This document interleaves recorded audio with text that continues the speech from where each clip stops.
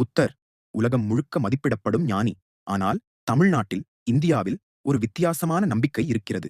அது என்னவென்றால், புத்தர் விஷ்ணுவின் 9வது அவதாரம் என தர்ம நூல்கள் சொல்கின்றன. நம்மில் பலருக்கு தெரியாத இந்த அவதாரத்தின் பின்னணி வித்தியாசமானது.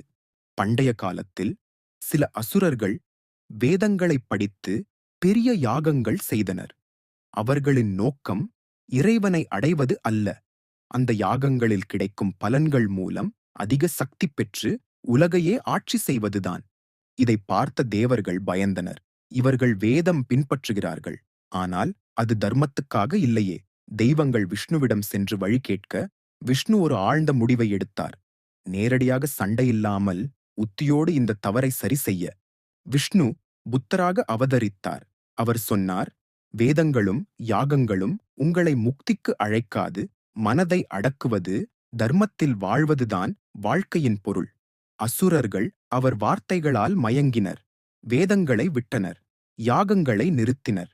அவர்கள் வேத வழியை விட்டுவிட்டதால் யாக பலன்கள் இல்லாமல் போனது. அவர்களின் சக்தி குறைந்தது. உலகத்தில் மீண்டும் சமநிலை ஏற்பட்டது. இது விஷ்ணுவின் ஒரு அசாதாரண அவதாரம். தர்மத்தை காக்க சில நேரங்களில் நேரான வழிக்கு பதிலாக வளைந்த வழி தேவைப்படும். புத்தரின் இந்த அவதாரம் தர்மத்தை காப்பதற்காக போல் பேசும் ஒரு மென்மையான போராட்டம்.